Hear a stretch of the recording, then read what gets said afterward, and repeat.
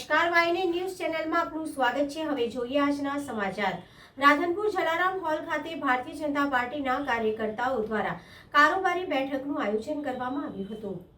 Radhanpur Jalaram hall ખાતે ભારતીય જનતા પાર્ટીના કાર્યકર્તાની શહેરની કારોબારીની બેઠક યોજાઈ, જેમાં રાધનપુર શહેર કાર્યકારી પ્રમુખ જસુભાઈ રાવલની નિમણૂક કરવામાં આવી।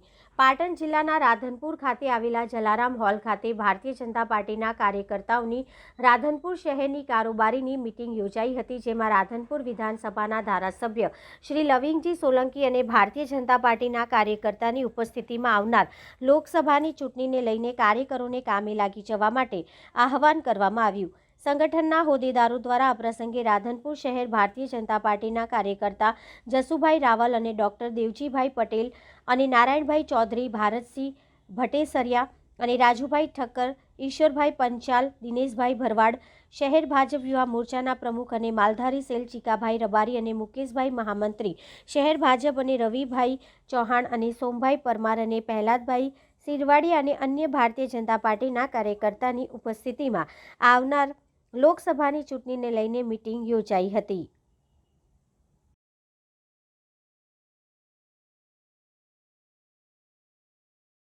શહેરની કારોબારી શું કહેવા આજે ભારતીય જનતા પાર્ટી રાધનપુર શહેરની કારોબારી બેઠક આ વિસ્તારના લોકપ્રિય ધારાસભ્ય આદરણીય લવિંગજીભાઈ ઠાકોરની ઉપસ્થિતિમાં યોજાઈ। કારોબારી રાષ્ટ્રીય લેવલે થતી હોય છે અને એ મુદ્દાઓ પ્રાંત કક્ષાએ, જિલ્લા કક્ષાએ અને પછી મંડળ કક્ષા સુધી પહોંચતા હોય છે। રાષ્ટ્રીય લેવલે જે કંઈ મુદ્દાઓ નક્કી થયા હોય એ છેક મંડળ સુધી પહોંચાડવા માટે આ કારોબારીનું આયોજન થતું હોય છે। આજે આ કારોબારીમાં અપેક્ષિત કાર્યકર્તાઓ આ બેઠકમાં આવ્યા અને જે કંઈ ઉપરથી કાર્યક્રમો આવ્યા હતા એ એમના ધ્યાન પર મૂકવાનો પ્રયત્ન કર્યો છે। અને બીજું એક આમંત્રણ પણ આપ્યું તો 500 વર્ષ પછી ભગવાન રામ અયોધ્યામાં પોતાના ભવનમાં, પોતાની જન્મભૂમિમાં બિરાજમાન થવાના છે, તો આ ઐતિહાસિક ઘટના છે।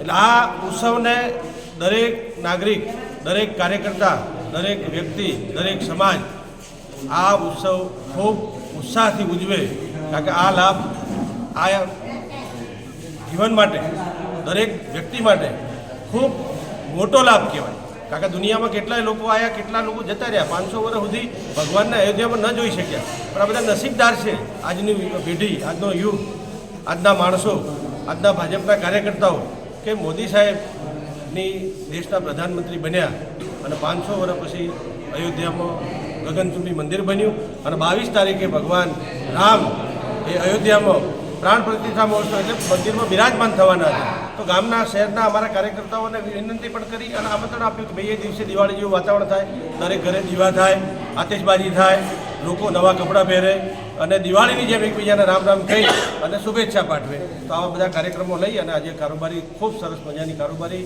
યોજાઈ। ટીમ રાધનપુર શહેરને ખૂબ ખૂબ અભિનંદન આપું છું કે આજની કારોબારીમાં ખૂબ સારા કાર્યકર્તાઓ સમયસર આવી ગયા। આપનો પરિચય સર? ભારતસિંહ ભટ્ટેસરિયા, પાટણ લોકસભાના સહસંયોજક તરીકેની જવાબદારી। Subscribe now and press the bell icon. Never miss an update.